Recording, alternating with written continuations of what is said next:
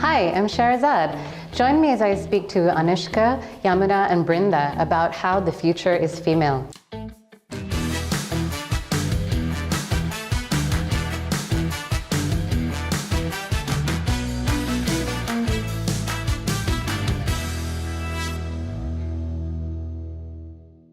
Hi everyone. Our panel topic today is the future is female, and with me I've got three great panelists. I've got Anushka Wijesinha, who is an economist and works across Asia. He's also the CEO and co-founder of the Center for a Smart Future. I've got Brindha Selvadurai Gnanam, who's also the CEO and co-founder of Hatch. And Brindha works very closely with female entrepreneurs.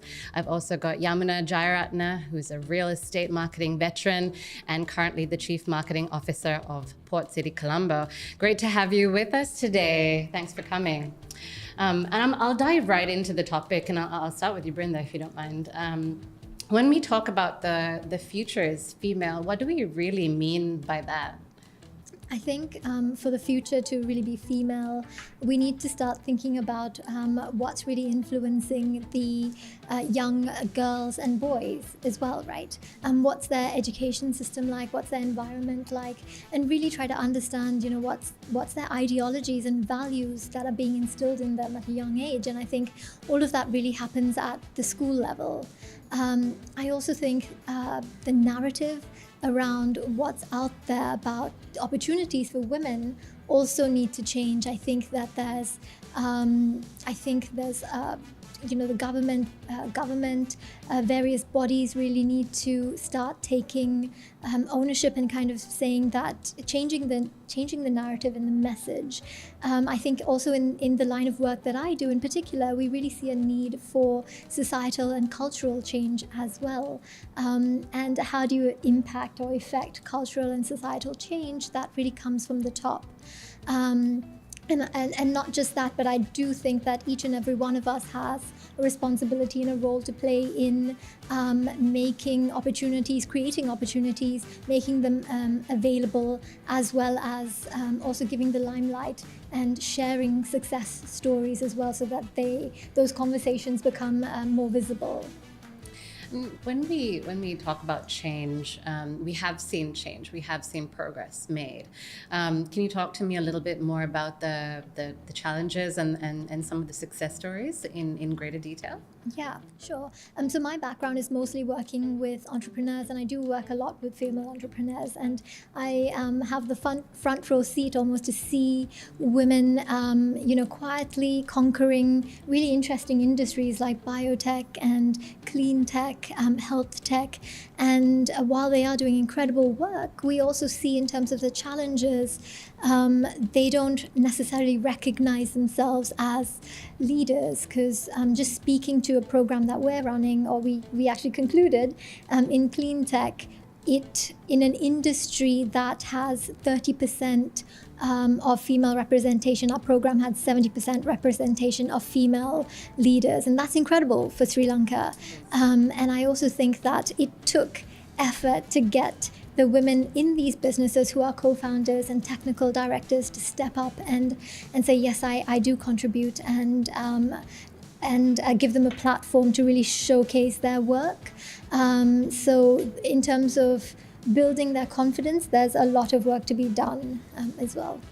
I mean, I can say for myself, it's a daily struggle, right? Associating yourself with a leadership position and being confident enough to say that you are a leader. Is that something that you have struggled with as well?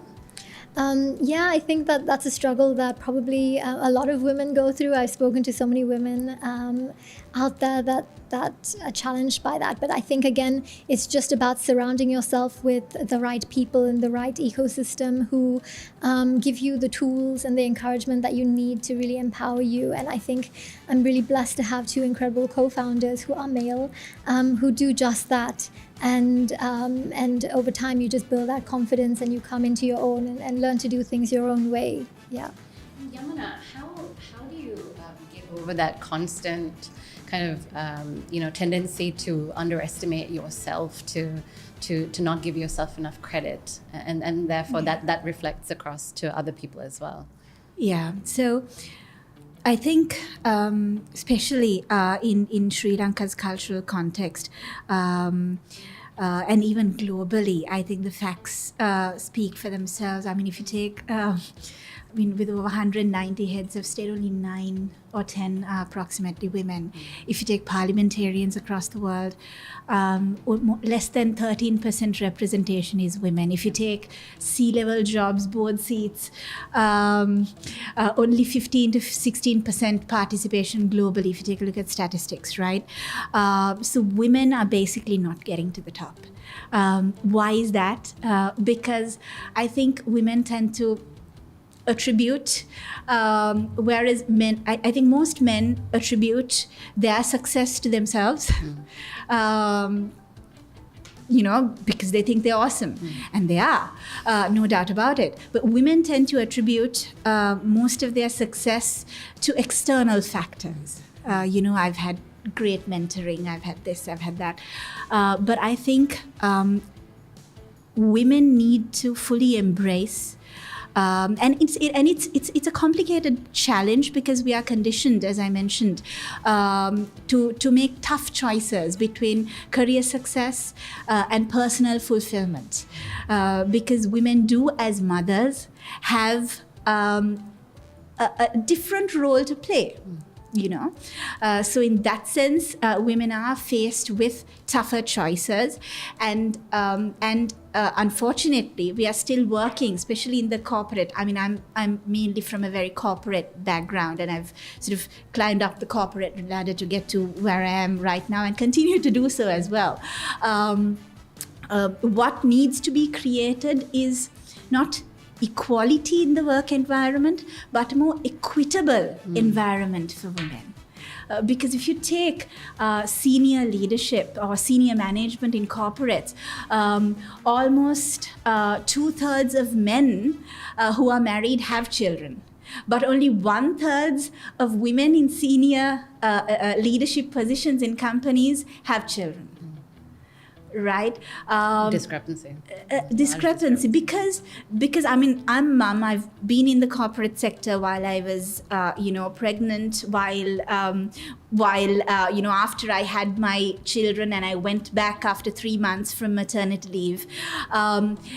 You are working with a different set of circumstances, right? But what we really require is a more equitable environment for women to stay in work, right? And you shouldn't feel, and women are trained to feel guilty about working and having to leave your kids. I don't know any woman who doesn't feel guilty when their 3-year-old clings to their leg and say, Amma, don't go to work today, which is what I hear every time I step out of the house, right? So I think you need to be comfortable being uncomfortable. You do need, it's not a choice for everyone, though. As women, we need to respect the choices that all women make. I think women need to uphold each other. And also, you need to be comfortable being uncomfortable, as I mentioned. Because as a woman being assertive, you will make people uncomfortable, and that's okay, right? But you don't need to put on a tough veneer, because if you do need to do that, that means you lack your self-confidence, and that tough veneer is what's going to gain you respect and acceptance. You don't need to do that. Just be yourself and embrace who you are, without apology, without making excuses, and understand. And I think as women, we need to understand you don't need the validation of any other party, anyone else, to be who you are truly. And I think this is true for men and women alike. So to me, I think if you can get around that, if you can, as Brindha mentioned, if you can try and not feel guilty about being fully present in your career, and being fully present, quality over quantity when it comes to time, with your family and your children, and not feel guilty about it, and change that mindset internally, and be confident in who you are. I think that's the first step in getting to that point. So you've talked about a lot about being comfortable, being uncomfortable. And while women are grappling with that, there's also the policy side of it where, we can help women not be uncomfortable or not feel uncomfortable in the workplace. And I was wondering, Anushka, if you could talk a little bit more about the policy side of things and how we can, help the future be female through policy initiatives, efforts. Absolutely, Sherazad. And I think given how many things that policies, laws and regulations govern in a country, in a society, without the future of policy being female, we can't contemplate a future that is more female. And I think on this front, we've had some small wins, and maybe I'll point to those. For example, a very small one would be reforms to the Shop and Office Act, particularly in a way that enabled women to join the tech workforce. That required enlightened government officials, but also a very strong and compelling voice from the private sector and a united voice. But I can't point to too many other, game-changing policy initiatives more recently. And I think the reason why we have to get better at that is because women have historically not been brought into the policymaking table. And what that does is it's not just about feeling good that, we have representation from women at the table, but it's because of the consequences of it. And the consequence is that we end up designing policies and programs that at best don't address the needs of women, but worse, actually do damage to women. Not having women at the table giving input in the design of policies brings about policies like we saw with the COVID relief. Right. And I think men designing COVID relief packages, how it's disbursed, when do you go and collect, say, the 5,000 rupees, not understanding that women have certain restrictions in the time of day they can leave, where do they access, what do you give them the money for. When you give them relief packages, it's not just about the dal and rice, but it's also sanitary napkins. So if you have men designing policies and programs, they won't even think of putting that in.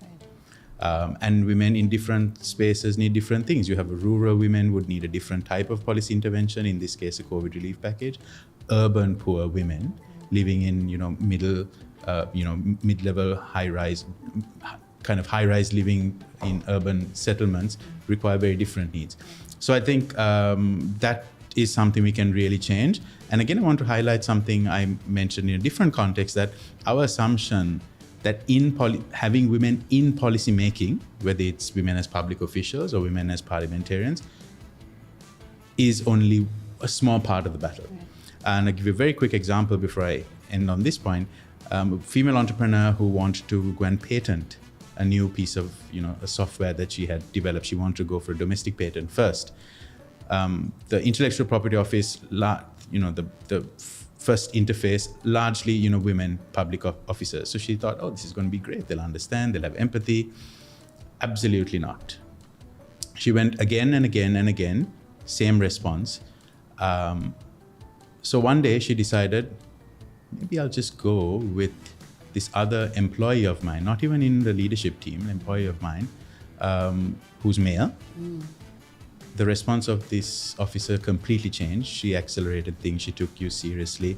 I mean, that's absurd. So the idea that if you have bank officers who are female, we have a lot of bank officers who are female, having parliamentarians, public officials who are female solves things, it's not the case. And for me, it's all about design of how things happen, design of government processes, design of banking practices. That needs to have women embedded in there. I'll give you another very quick example. I was in a conversation with bankers, and one of the female board directors, I'm fortunate to serve with some of them, suggested that maybe we should think about cashback at supermarkets. Right. Because this was a thing in the UK. Why can't people take cash at the supermarket? All the men said, that's just such a silly idea. You can just go to the ATM. You don't need to get cash back at the supermarket. But then I myself and this female director asked all of them, all older men, when's the last time you actually went to a supermarket? your wife or your daughter probably goes to the supermarket or your maid. Yeah. So you've never had to experience that, number one. And number two, if women have already limited amount of time in the day when they have to go out and do these errands, do they want to go to the supermarket and the bank or the ATM? So again, it's a very small example, but simply not understanding how to design policies, programs, business practices, processes. I think we can get a lot from those even before we get to big pieces of legislation that supposedly could empower women. It takes long. We should work at it, but I think in the meantime, there's plenty we can do to make things better. Could you maybe point out to some of the first steps that should be made, if we could name a few policies that maybe at the top of the rung that would need to be dealt with? So I would say one of the big things that Sri Lanka has to grapple with is an annual budget, right? Allocation by the Treasury every year for different ministries and government programs. We hear it every year, and we have all these post-budget forums. We know this budget process. How many women have been consulted in developing that budget? If you look at all of the private sector forums that are held, all of the meetings that finance ministers and top public officials have at the Ministry of Finance, how many of those actually consult women? Not just as a separate group saying we're having a consultation with women or we're having a consultation with women entrepreneurs. I think that's good, but in the more core mainstream budget discussions, how many women's perspectives are in there? I think just starting with that will be huge, because the budget and that budget allocation determines a large part of how that next year is going to go on education, on health, on agriculture, on innovation, on industry. So I think that's a good but powerful, it's a small but powerful place to start, where in the budget process you get more women in there. Government policies get designed better for women. Definitely something to think about more. It kind of made me resonate with the point that Brindha and I talked about earlier in some of our earlier conversations about how, in lieu of some of these policy decisions being made or kind of advancements, entrepreneurship is becoming the answer to a lot of these problems, where entrepreneurship is now kind of an alternative career for women who have struggled in the corporate sector. Could you talk to us a little bit more about that, Brindha, and your experience with that? Yeah, sure. I think, again, I think what it comes down to a lot for women is about flexibility and choice, and to be in a position where that they can feel like they're a great caregiver. And that's not just for children, but elderly parents as well as actually run a business and contribute to the household as well. And so while there is great work already happening within the corporate sector to allow for women to come back into the workplace, I think from what we talk and hear, there's a lot more that needs to be done. And so I think that's why oftentimes entrepreneurship feels a lot more doable, achievable. I could sort of juggle things, because that's kind of what women have to do. They have to juggle all of these different responsibilities. But one thing that I do see is as a result of having to juggle so many things, women also don't think big enough. And they think, okay, I'm just going to do this business as a home business, and they don't necessarily see how you can infuse technology and create it into something far greater and bigger, and actually export that to other countries. So I think there's a lot of work that we still need to do in order to encourage women to think bigger and broader as well. What kind of support do they need, if you had to narrow it down and kind of support women in the most effective way possible? What kind of support do they need, and who are those people who need to give them support? I think for women in particular, it's access to markets. So it would be, we work with corporates to give access to different markets. We also work with other ecosystem players. So there's a Hatch in Pakistan, we have ecosystem partners in Bangladesh, and multiple other ecosystem players as well like that. And through connections and partnerships, we're able to actually take them across to other countries. So access to market is one of them. Access to funding is another massive area that actually women need to be supported in as well. And finally, I just think it might seem so simple, but it truly is just mentorship and just speaking to somebody else who's going through the same journey as you. And I think this is, while you sometimes design programs with great experts, what I've come to realize is that if you just speak to someone who's maybe 2 or 3 years ahead of you in your journey, the amount of experience that you can gain is phenomenal. And so I really see the value in peer-to-peer learning, and really that concept of I've gone through this, I've struggled, but let me just pay it forward so someone else who's coming up the ladder doesn't have to struggle as much as I've had to.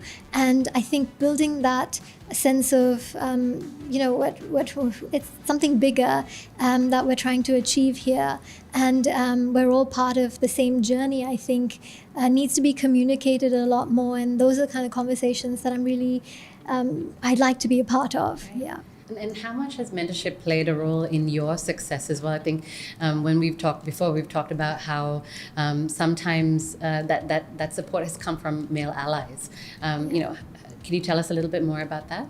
Yeah, I think for me personally, I think coming into Sri Lanka, having lived abroad and trying to grapple with all the different type of things that you have to learn, right, as you put your business together, I think finding the right allies does make a big difference. And I think at the end of the day, it's about the networks that you're able to create.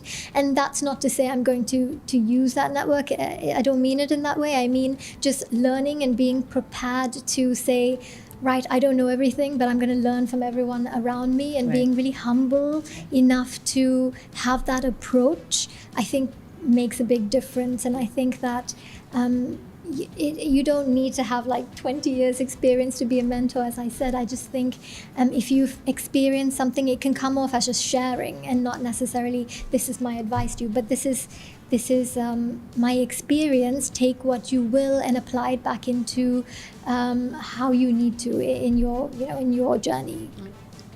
Yamuna, how have you seen mentorship in support, and how crucial has that been for you? Interesting question. I think I learn from every experience that I've gone through. I've been fortunate enough to have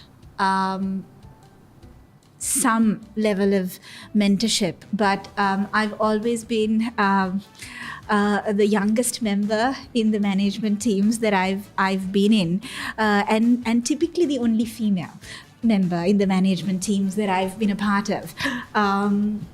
So what I realized is, especially when I was going through pregnancy and with very young children at home, my male bosses, or I would say leaders, it's very challenging sometimes for them to relate to what a female may go through during that period as a young mother.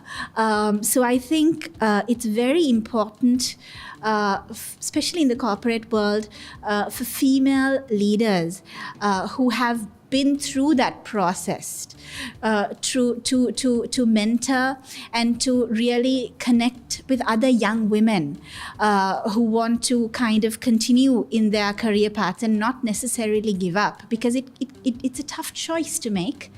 And if we want future equal representation of women in future, which is the theme of this sort of conversation, I think we need to encourage and support women to stay in work and not give up.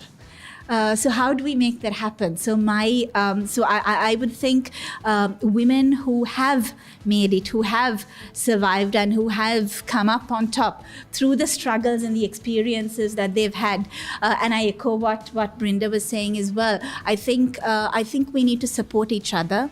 I think we need to share our experiences. There should be some platform where strong women need to align with other strong women and young women who wish to choose and who wish to stay at work and continue through having children, through marriage, through the curveballs that life throws us, right? So I think women who are successful, who have made it, need to stand together. And it is collectively as women that we can really see improvement by sharing our experiences, right? And I think that's supremely important. And I don't see a lot of that happening. And I would love to see that sort of platform coming up where women who have made it stand together and support each other, because there's a lot we can learn from.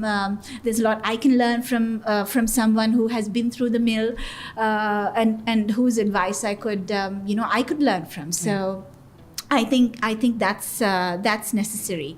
And I think women shouldn't leave until they have to leave or they choose to leave.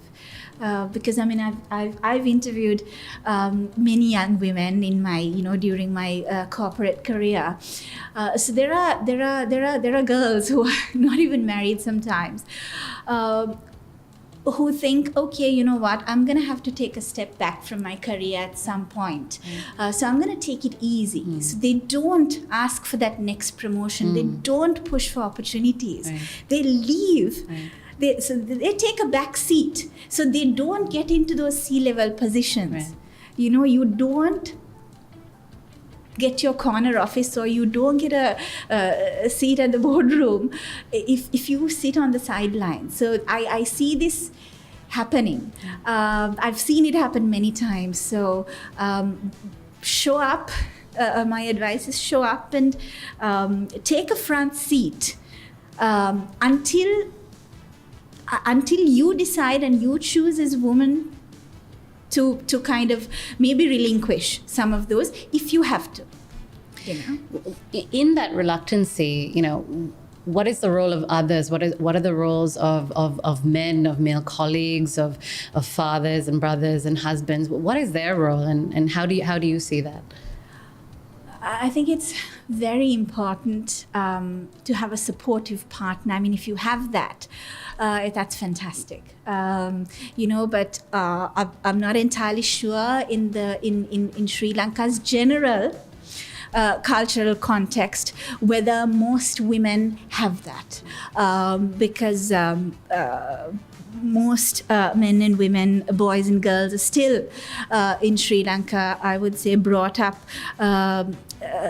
under typical stereotype ideologies. If you look at the masses, if you watch, with all due respect, a little bit of mass television programs or teledramas, you see the typical gender stereotyping still very, very prevalent. So I think, going back to what Brindha mentioned earlier, it comes from education and it comes from your family as well. So I think we need to start teaching our boys as well that equality means equality at home. Studies show that women do almost twice the amount of housework and almost thrice the amount of childcare while still working a full-time job. Typically, if you take a look at the mental image, if when a guy comes home from work, he gets a cup of tea and his shoes gets removed and royal treatment. But when a woman comes back from work, she has to just tie her hair up and go cook dinner. Right, and she's the one making exactly in work clothes. We can all relate to this, right? This is reality, and let's deal with that. So that has to change in the home front, and I think we have to teach our boys as well that equality means equality at home as well as equality at work. Maybe equality at home first. It comes from equality at home, because boys are raised with that psyche as well. So I think mothers also have a responsibility in changing that. Coming back to the point you mentioned earlier, Anush, you mentioned you went for a meeting and there was a panel of ladies there, but until this particular lady went with a male colleague, they did not take her proposal seriously.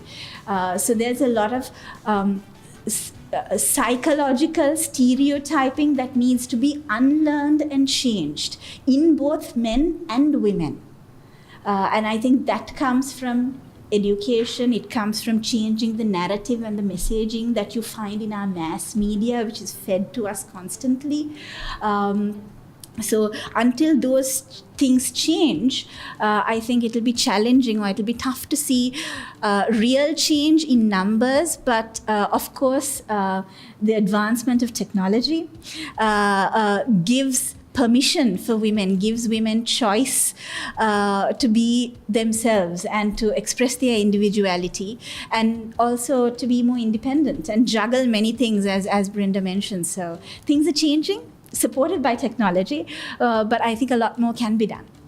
But let's talk about technology and how that has really changed women's lives. I mean, Anushka, how has technology been transformative, and particularly for women? What are we seeing?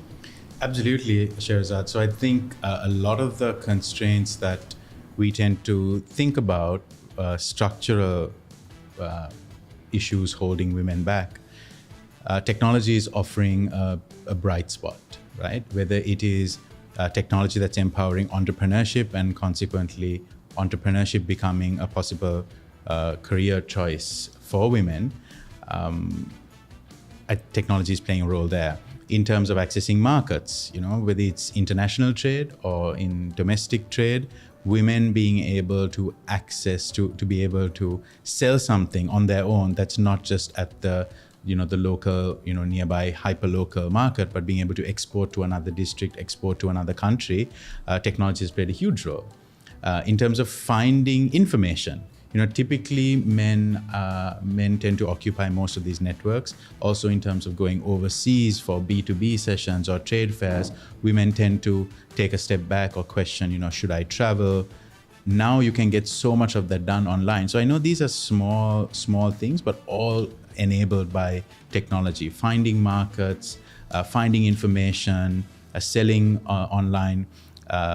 So there are examples of recently, because I was looking at this from a more environmental entrepreneurship kind of point of view, we have a problem in our wetlands of water hyacinth and clogging out the waterways.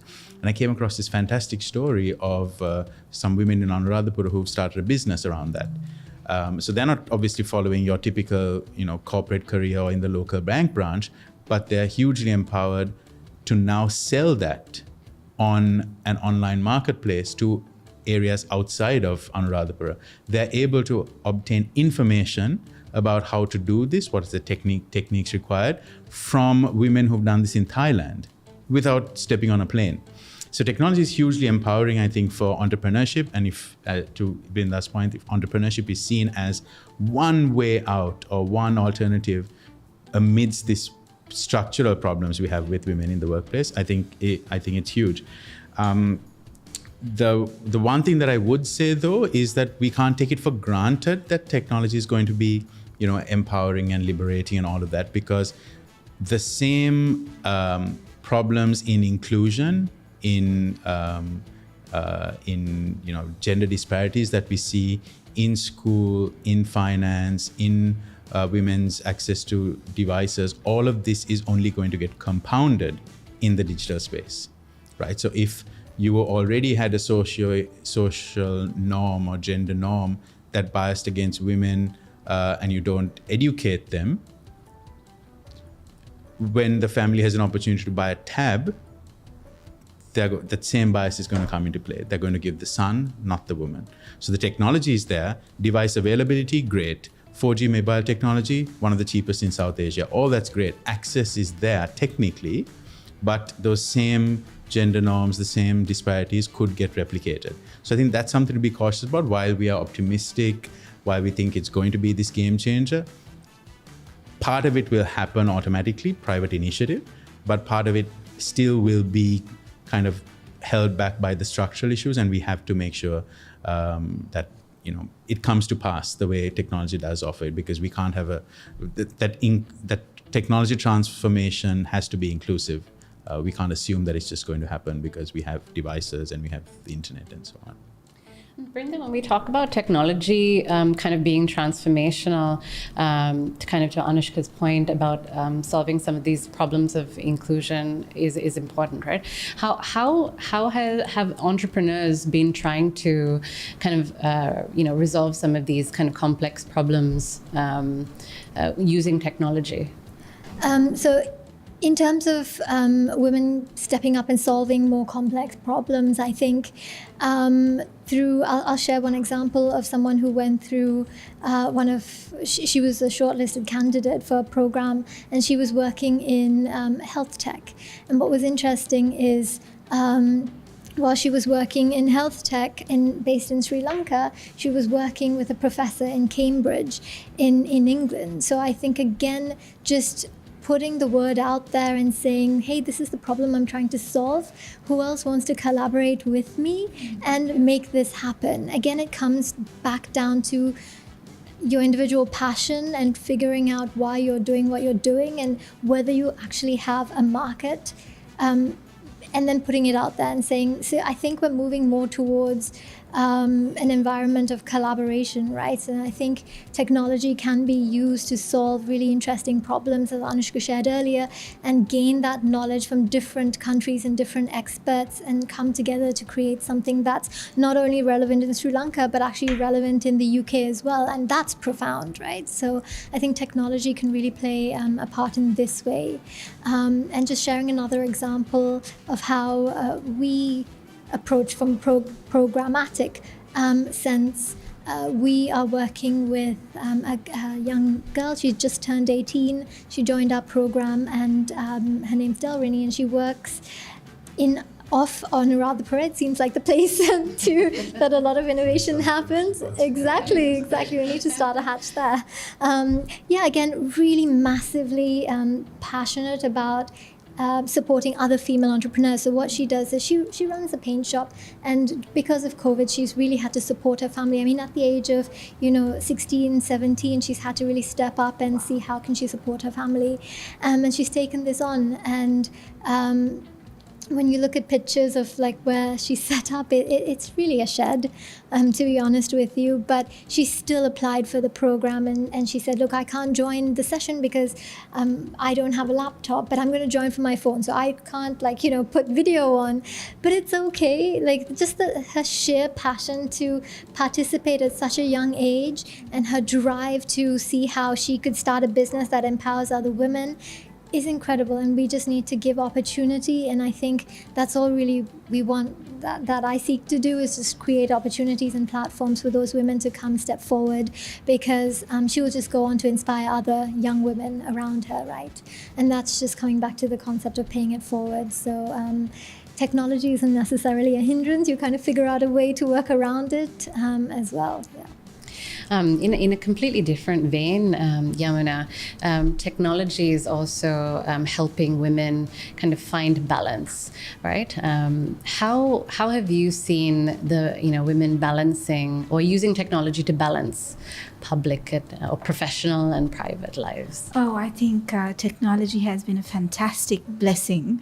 I think COVID was a testament to that, where your office is omnipresent through your laptop. So especially, I think what technology provides, or what I can take away from what Brindha and Anush mentioned, was technology provides flexibility, choice where you wish to work from. So you see, the whole idea is we are moving away from the industrial age of working where it's a must to work from 8 to 5 or whatever, to the result or the deliverables of what is required from your work. So it's not necessarily required that you're in a certain physical space for a particular period of time. So that's exactly what women need as well, flexibility. And technology provides that and facilitates that in the workplace in a massive way. And of course, the COVID pandemic fast-tracked it, and it became a very real thing. In the workplace, I think technology is a massive blessing, especially for women who wish to continue in work. So one of the benefits I think that comes out from the COVID pandemic is you might see more women hopefully staying in their jobs because they can work from home on their laptop, provided they have a stable internet connection. And also what Brindha mentioned, where technology has permitted women to gain access to markets and really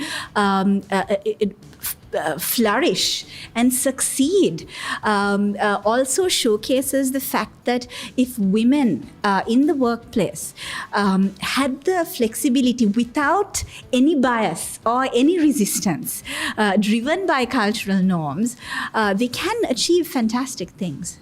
Because women do have wonderful ideas. They have the passion, they have the drive. They can certainly multitask and juggle many things. So if technology and the lack of hindrance, flexibility, and choice can give them that, if we create that environment in the workplace, I think you can see a lot more participation and a lot more productivity in the workplace if that was there. So that's my take on it. Anushka, how do you convince women that we're at a place where the future is female, and how do you convince women to take advantage of that and grab opportunities with both hands and really see the future as female themselves? I think I'd point to some of the sectors that in the Sri Lankan economy and globally are doing well and are exciting. And in many of those, nearly all of those, women are playing a huge role. In trade, in global brands, in exports, in finance, of course, in technology, in technology businesses, but also technology-enabled businesses. And social entrepreneurs. So in a lot of the spaces that we are seeing action globally, like interesting things going on, we're seeing women play a huge role. We're seeing female-owned brands and companies. So I think I would point to that. I would ask other women, look at this, what's happening. I would point them to, businesses that are going through some of the Hatch programs and saying, look at what they're doing. So I would point to real stuff that's going on and say, this is where it's at now with all of the structural problems we have. Somebody's working on these structural problems. It may not be fixed overnight. So imagine in the next few years, as these things get worked out slowly but steadily, it's only going to get brighter. But also what I would point to them in terms of bright spots on this future is female is also look at folks who weren't typically inclined to bring women into boardrooms or women into workplaces. They are also changing.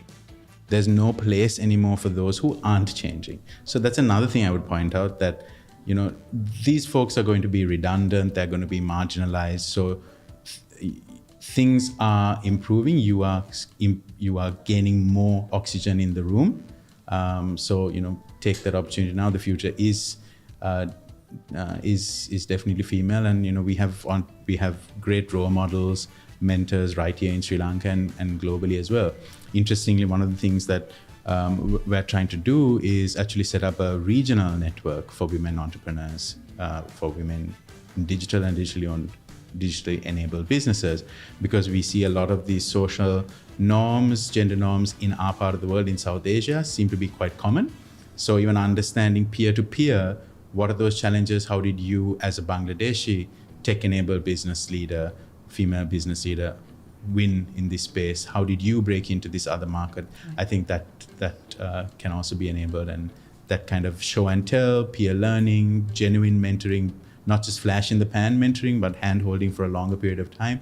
All of these platforms are being set up. So I think the enabling environment for a female future, for the future to be female is getting shaped. So Yeah, that's what I would point to. I think that's something that you feel strongly about too, Brindha. And if I could, quickly go around some words of encouragement to women who are kind of listening to this, what would you say?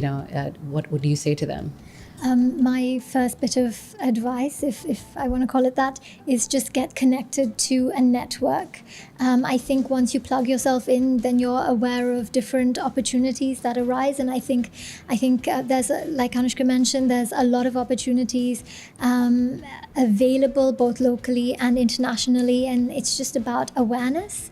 So while we do our best to kind of get the word out there and spread the word about these opportunities, I think it's also on females to take those opportunities and really step up and say, yes, I'm going to take it forward. And just touching on Yamuna's point earlier, sometimes it's about putting yourself in uncomfortable situations, right, in order to take that next step and progress and build that future that at the end of the day, what they want and what they aspire for themselves. So that's my...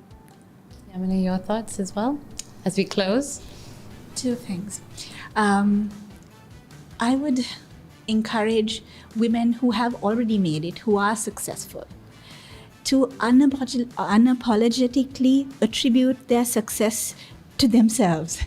Stand up for what you have achieved, because you being that light will lead the light and provide permission for other women to do the same thing.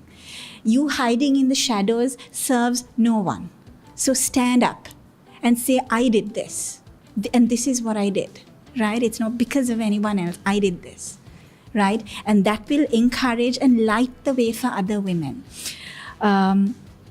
To women who are on their journey, I would say, it's not advice really, it's sharing of experience, I would say.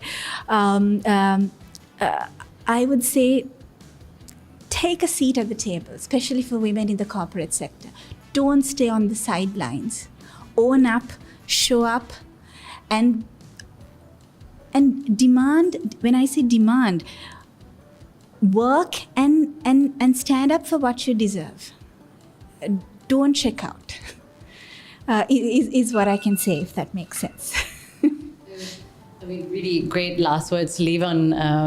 Own up and show up. Thank you so much for all your time. It was such a great discussion. Thanks for all of your insights, and I hope that they resonate well with everyone who's watching today. Thanks. Thank you. Great. Thank you.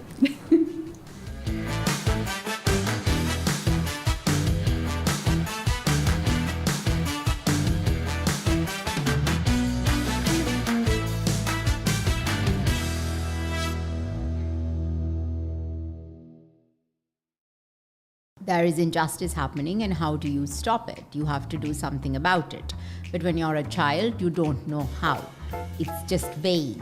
We have here in She's Laced today Ambika Satkunan. She's a human rights advocate. She was also a human rights commissioner. Welcome to the program, Ambika. Thank you very much for having me.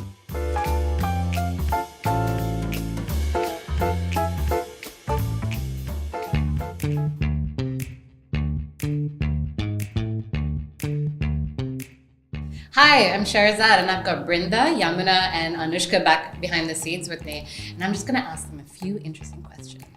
So I'll start with you, Brindha. Sure. What are you most grateful for? I think the ability to finally travel. I think all of us can relate. Yeah. Where would you go if you could? I think, well, it was on my bucket list before COVID happened. It's to go to Patagonia and see the glaciers.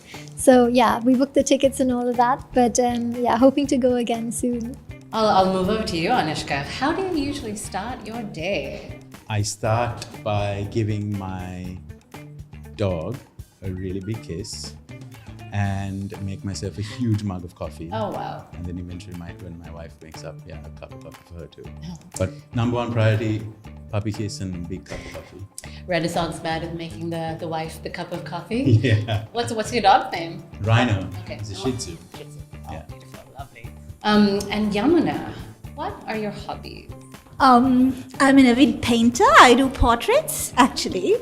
Very amateur still, but it's a work in progress. I also sing, despite protests from my kids. So What do you sing that makes them protest so much? everything that I sing, anything and everything makes them protest, unless it's a Disney song, of course. Yeah. So we all sing. But the painting, how did you come to that?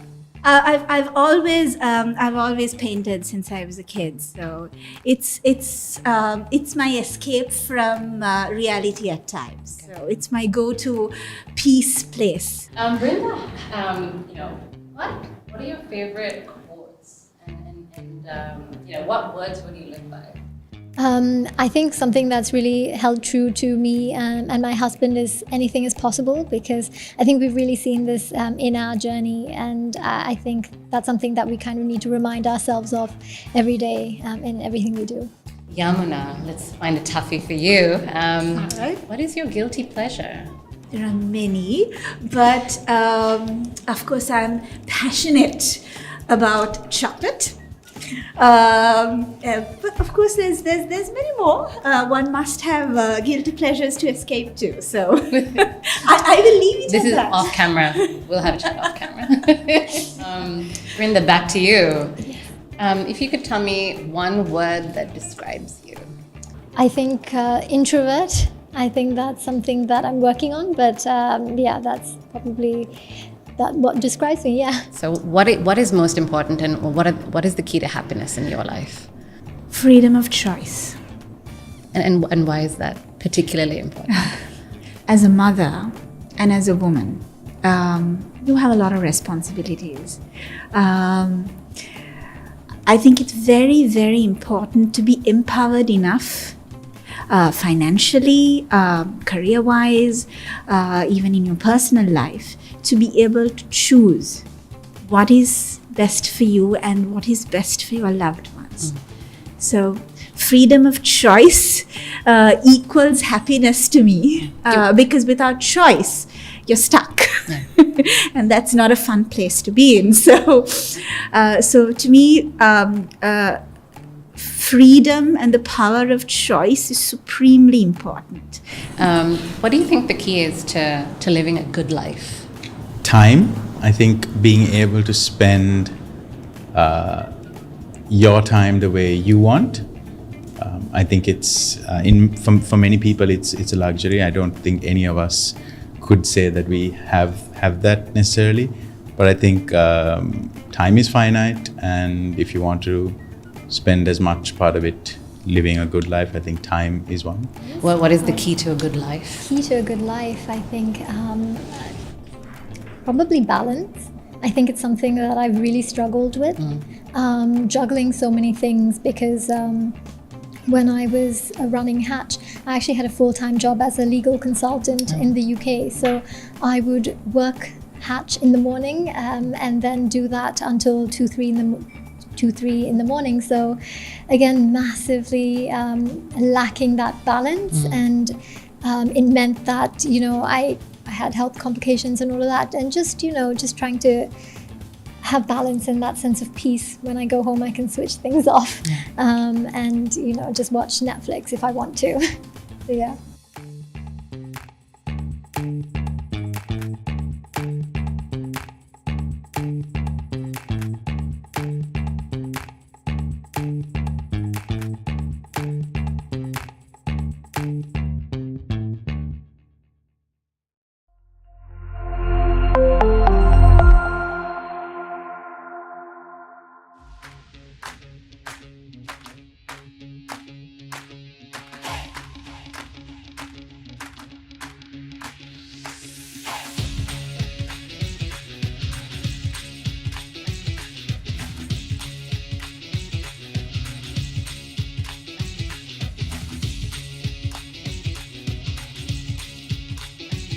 At Sunshine, we've always been gender neutral or gender blind, as it were. So when this whole COVID thing came about, our approach didn't change that much. It was a more people-centric approach that we always adopted. So from caring for our people, guiding them through a very uncertain time were things that we were looking to achieve. And like you very rightly said, it was all about transforming business. I mean, we never knew what to anticipate. None of us knew that it would take this long. We had not in our lifetime seen this kind of thing before. So you could have imagined the turmoil. And predominantly Sunshine is in essential services. So we operate in healthcare, we also operate in consumer, and we operate in agri. All very important sectors. We started figuring out that, in this environment of such uncertainty, obviously we had to start looking at it from a holistic perspective. And then we fell back to what we were very good at doing, because if you take a product launch, we look at it holistically, right? If you take a kind of project you're trying to execute, it's a holistic approach. So then we thought people, human beings, well-being, welfare, why can't all of this also be holistic? So that is something that prompted us to look at, this 360 perspective of how we can do things.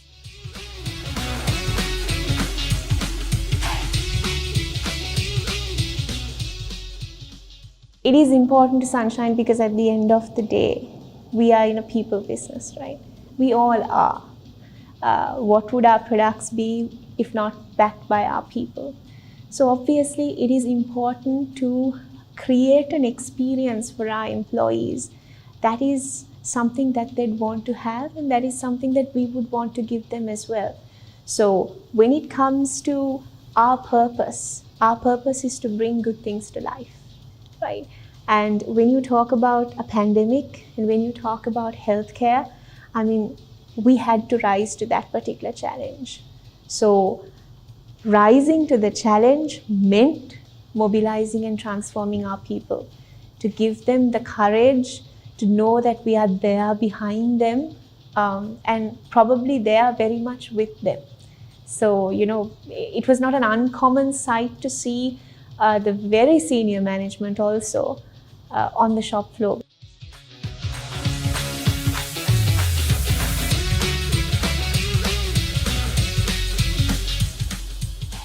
What we mean by a holistic approach is an approach that consists of not only taking care of the physical need of the person, but also the mental needs of the person, the other needs like career needs, for example, the need for something as basic as security, and something that is actually stable. How do we create that environment? So the first element of this whole thing was actually centered around communication and trying to shed light into what all this was about. It was about inspiring people by telling them that, reinforcing the fact that they were actually doing something for the people. There was a huge higher purpose in why we were doing our work. We had to make our country healthier. We had to help the country to get out of this.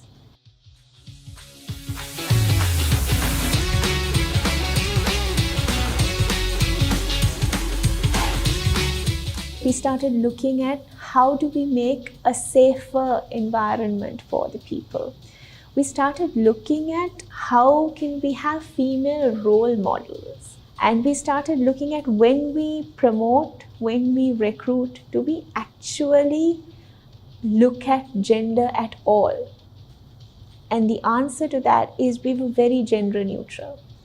In fact, we would try to see how we can resource or bring in females. So like I said, it's a case of the creation of that safe work environment. It's a creation also of an understanding working environment that helps a woman to come to work. We're planning loads more in this area of trying to get females in.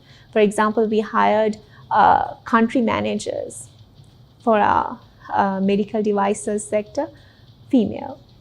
So having females like that coming into the workforce in senior roles helps others also to gain a level of comfort and actually come into it. So that's something that we've done. In order to commemorate Women's Day, we're planning on launching a whole, package of things that I believe would help the female come to work.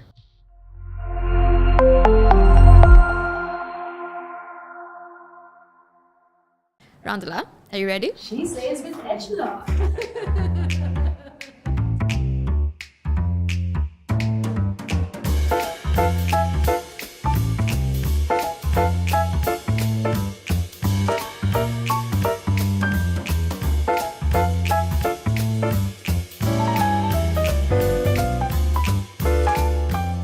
Today, we're going to be talking about thriving in the unconventional with someone who shakes things up wherever she goes. I'm so pleased to be sitting down with Randhula de Silva, the CEO and founder of Good Life X. Hi, Randhula. Hi, Nikki.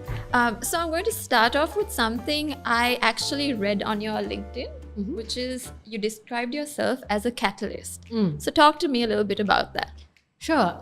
So when I started the work that I do, and when I came along working through all the things that I have, it took me a little while to understand that what I'm really doing is working with really different subsectors and different worlds and walking in between them, identifying gaps and filling voids and connecting people, bringing them together to create new possibilities and new realities. And I'm like, what is this? What is this that I continue to do and I like doing? And that's when I came across the concept of being a catalyst. It's widely used out there, and that basically is somebody who sees the bigger picture, who understands the longer term change and brings together a lot of people, a lot of possibilities to create an entirely new reality by making things happen faster and making connections that are unapparent and lateral. So you talk about filling a void. And that makes me think of the current work you are doing with Good Life X. So Good Life X, in my understanding, is a program for the value chain to support entities in the value chain. So can you talk to me a little bit about that? Sure. So when you say value chain, we started working with companies who are working across nature-based value chains. So food and agriculture, wellness and travel, and design. These are the spaces that we initially started off to work with as an accelerator back in 2019. Why we started working in this space is because back then, I come with a lot of experience of working with the startup ecosystem and amazing people who are there in the innovation ecosystem. What I noticed and observed was there's so much of interest and hype and even resources going into pure tech and tech-based innovations and startups, whereas there's a lot of spaces in Sri Lanka in the traditional sectors and along the natural value chains that needs a lot of disrupting, that needs a lot of innovation. And can we connect all of this excitement that's there in the young entrepreneurship arena into these spaces that can really thrive, that really the world is asking for? So disconnecting these disconnected dots were what led me to begin the work with Good Life X. And today we are much more than working with startups and beyond just being an accelerator. We work with SMEs as well as corporates. And what we also do is we constantly reinvent our game and what we bring to the table. And today we are here to really create a transition from the old economy into the new, where we help any entity, private sector, public sector, large or small, to become a regenerative company rather than being an extractive company, so that Asia can really lead from the future and create a regenerative space here in Sri Lanka and in Asia, because we are abundant with the natural resources we have, and restoration economy is going to be here to stay, and we are here to make Sri Lanka ready for that. You said something interesting, that the work you do helps with Good Life X transitions from the old economy to the new. You must face some resistance to that Every day. And how do you deal with it? I think there's two ways we can do this, right? We can continue to talk. We can also walk the talk.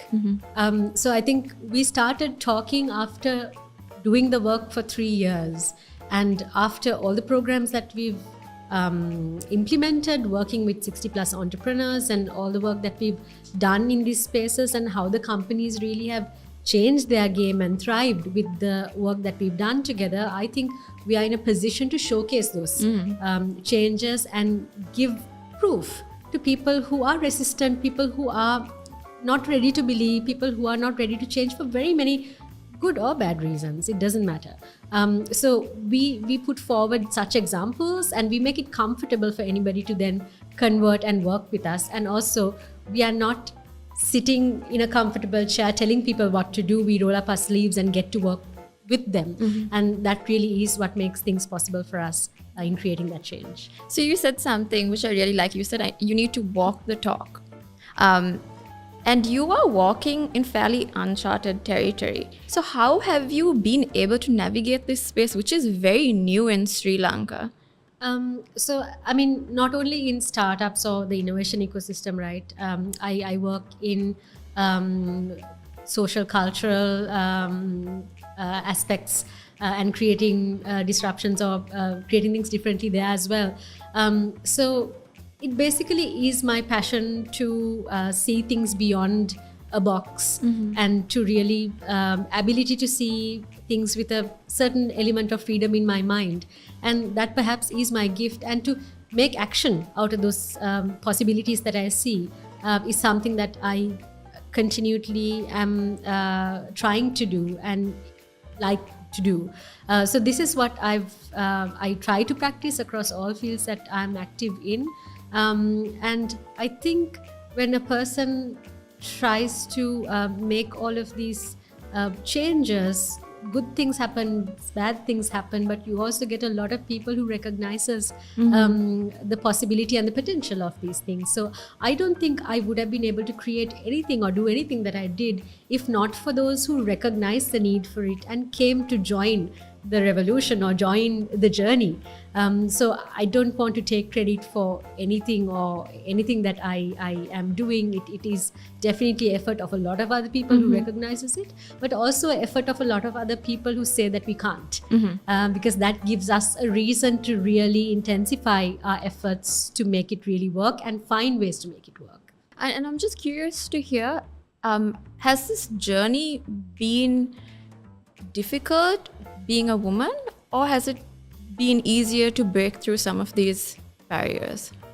I don't like to look at things in a general lens. I know you know this. And sometimes when I started doing this and when I assumed leadership positions in the private sector, walking into boardrooms, I think I had a sense of even naivety to believe that nothing like gender would really apply. I mean, it was just not something that I have in my head. So I don't expect it to be there at all. It's just out of my reality. But then that was really shattered early on. I understood not even gender, not only even gender, but a lot of other things really matter for you to be heard.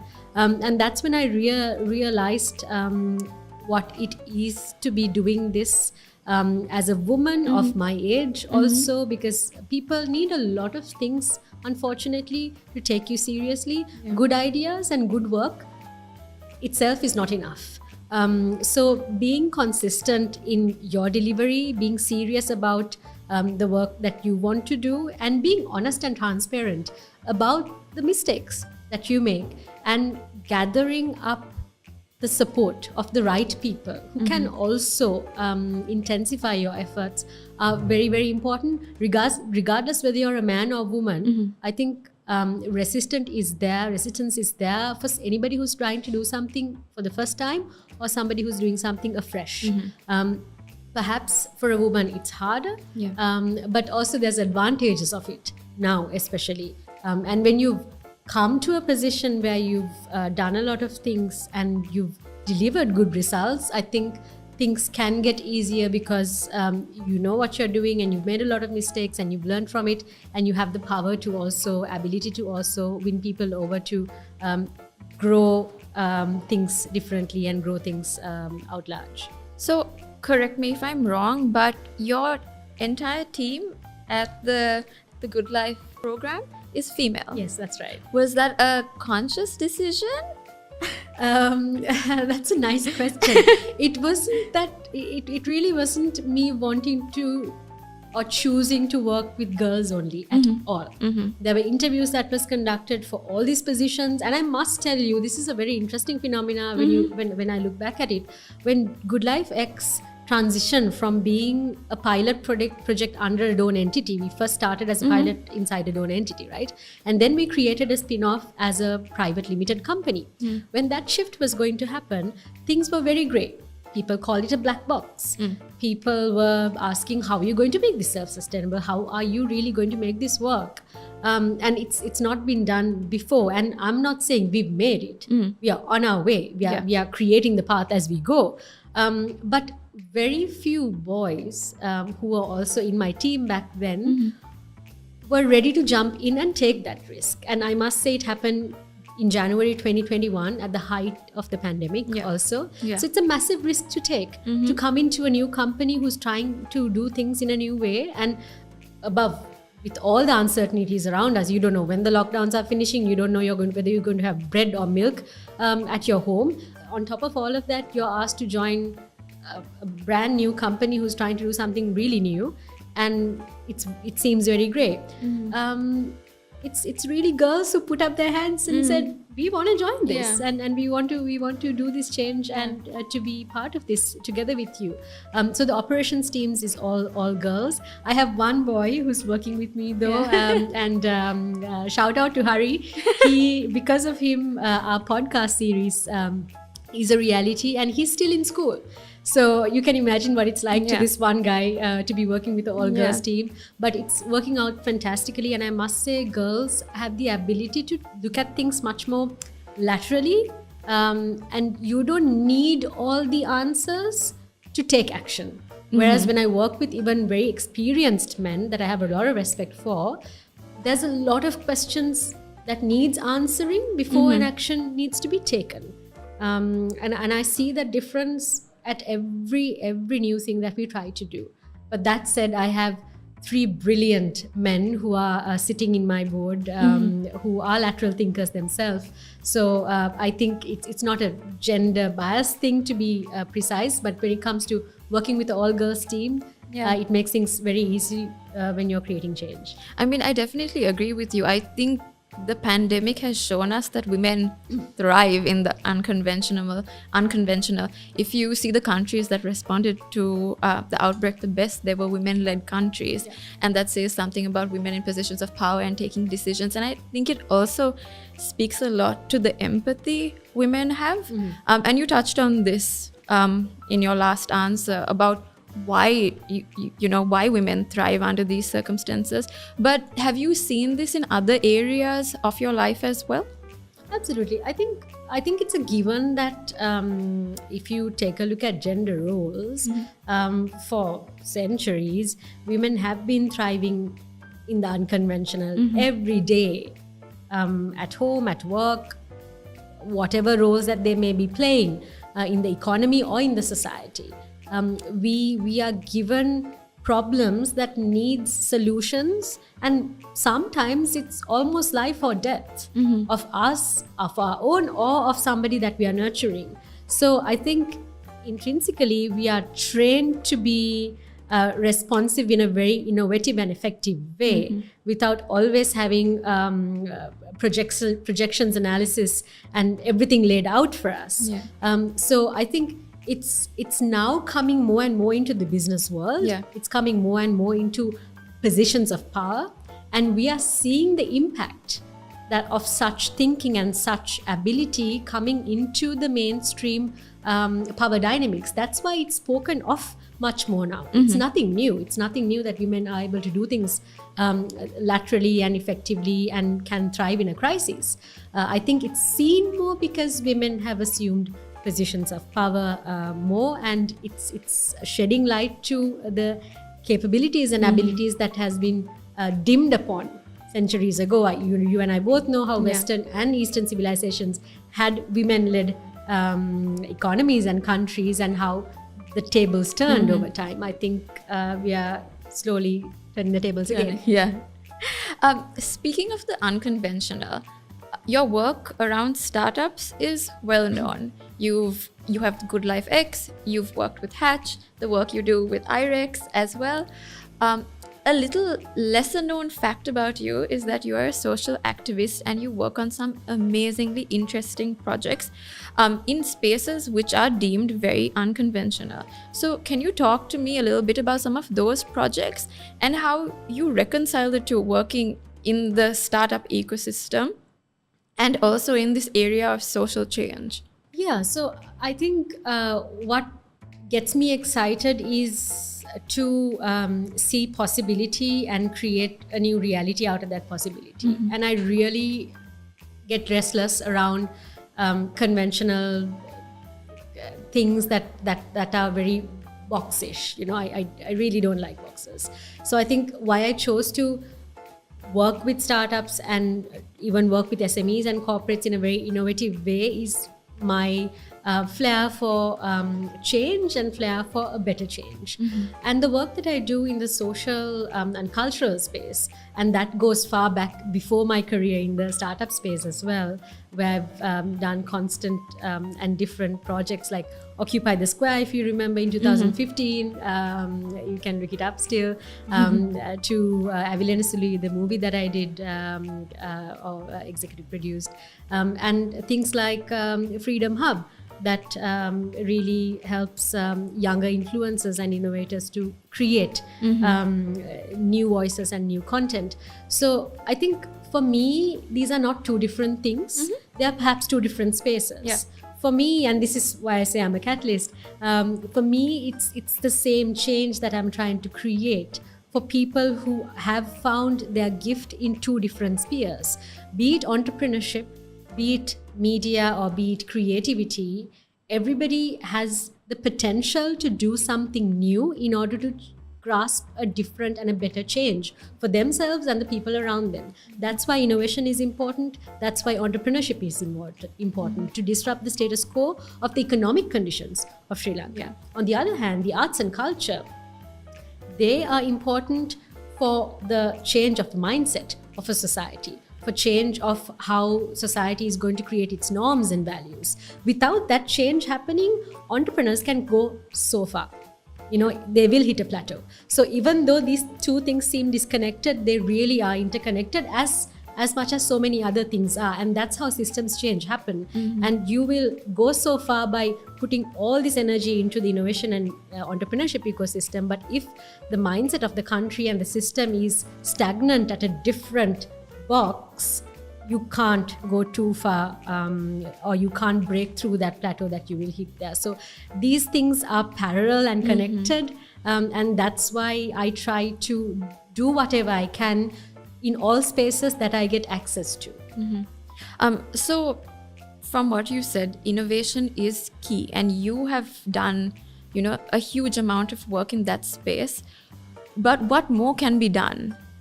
I don't think I've done a huge amount of work, honestly, Nikki. Okay. I mean, I've been in the innovation space for the past 8 to 10 years. Yeah. There's been so many people who've done amazing things in this country that aren't celebrated enough. I must say that. That's right. I've done a few things and I'm still trying to grow them and collect a lot of more traction. I think there needs to be more of us. There can't be enough. In different spaces, in different specialities and expertise, it needs to happen. Either education, either entrepreneurship, either arts, either culture, either private sector or public sector. There needs to be more people who sees beyond the conventional and are comfortable to be uncomfortable, are comfortable to be in the unknown. And everything that COVID taught us, everybody in the world understood that change is going to be the only consistent. And this is nothing new. This is something that we know through Buddhism and so many other religions too. But people really like to live the same life every day and call it a life. You know, make the same product for 25 years and call it a successful intervention. But there can be so much more that you can do with your skills, your power, your resources that can also create a net positive impact to yourself and to the community and the society that you're connected to. So how can a business do good while doing well? How can an artist continue to thrive and do well too? Right now, artists in our country aren't doing great at all. I mean, that's been a consistent thing for decades. So these things really need to change. And I think it takes a lot of people who see things differently and are willing to change the game, step up and just get it done. You know, you said something interesting about how a lot of people are static in a way, that they need this change in mindset. Do you think the multiple roles you have had throughout your career has helped you enhance your knowledge, have this different outlook on life? I think so. I truly believe so. Multiple careers and also multiple exposures to different spheres. What I get exposed to in the arts and culture world helps me so much to look at things creatively and laterally in the business world, and vice versa. And that's how I ended up executive producing this film, because I had the private sector composure to come and drill into a project that was hanging with a shoestring budget, which had to be, bootstrapped like a startup, and to see it to fruition.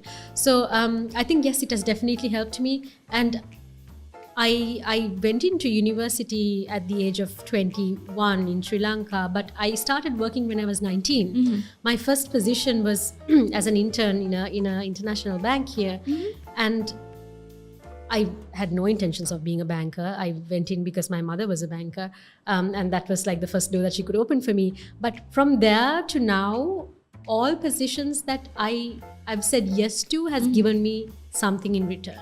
In event management, in comparing, in writing up PR articles, all these things that I did as an undergraduate really helped me form what I am today and my skill set today, which gives me the ability to deliver results in very many different methods and spheres. And this is something that I try to give my team as well. In my team, we don't have designations or roles.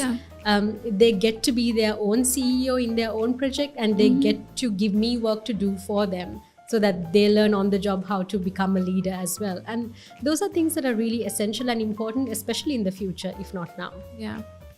So they say change is uncomfortable but necessary. I think you have spent your career instigating change, whether it be through Good Life X and diversifying the export basket, or Freedom Hub, disrupting, and Media Inc. for that matter, disrupting the media space.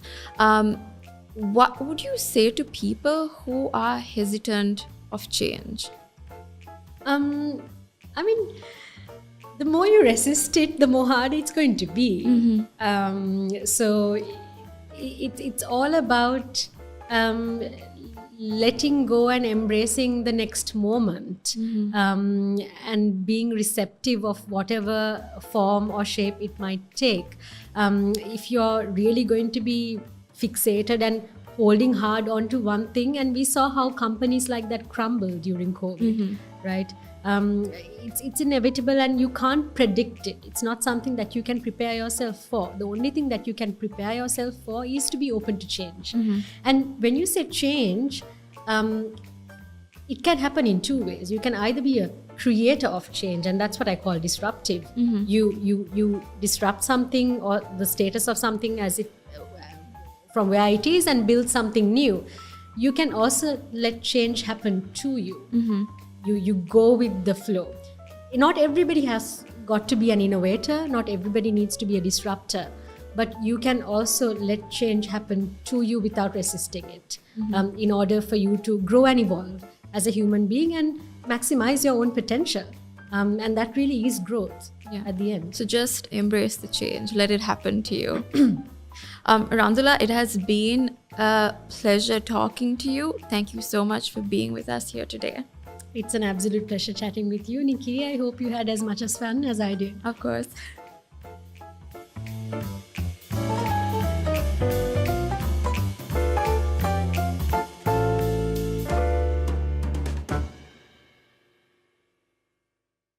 Hi, my name is is Shela Nathaniel, and I will be taking you through this interesting conversation on how to slay your imposter on echelons. She slays. On my panel, I've got Dhananjay, Nisreen, and Minoli. Stay tuned.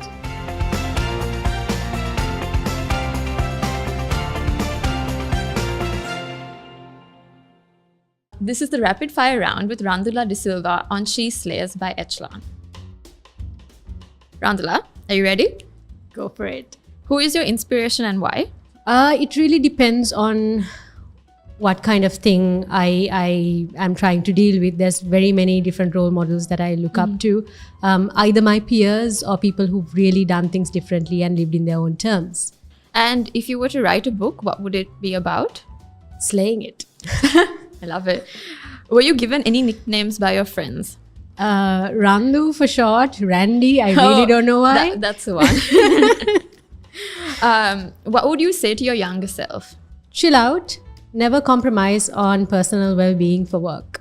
So true. What are things you dislike? Status quo makes me uncomfortable. Untapped potential makes me restless, like crazy in a person or in a situation or a context. So those are two things that I really don't like. What a fitting career path you have chosen then. I hate leeches too. What is your favorite quote or words to live by? Less is more. What does being female mean to you? Being at a status of power, I think. Okay, interesting. What are you most grateful for? Very many things. This life I have, the opportunities that I have, the country that I live in, the people that I meet and have in my life. I think it'll be an endless list. But to really be here, present at this moment, surrounded with things that I have that I'm grateful for. One word that best describes you? Disruptive. What is one missed opportunity that you wish you could have a second chance at? I think practicing my arts more.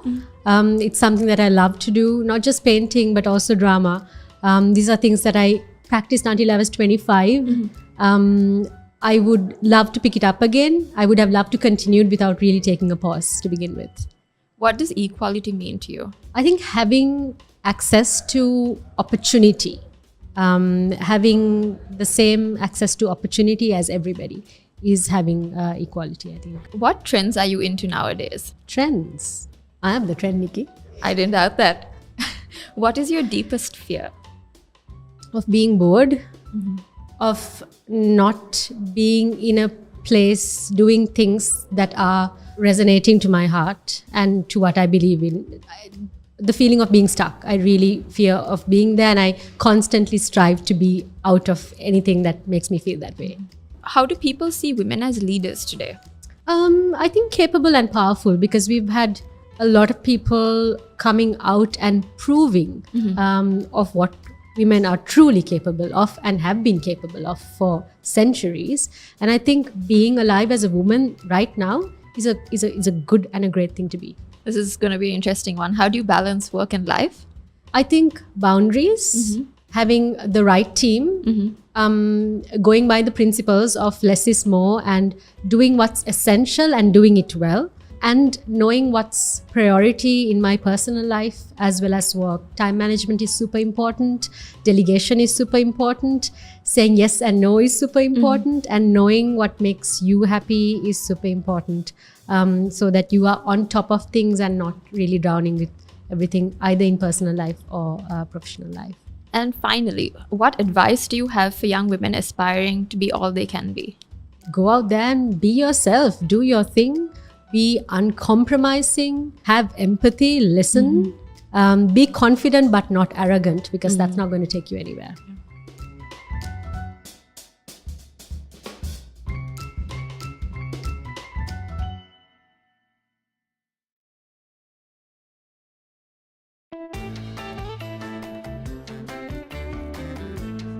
Hi, I'm Nikita Samaratunga, and I'll be in conversation with Samadani Kiriwandeniya talking about empowering through financial inclusion on She Slays by Echelon.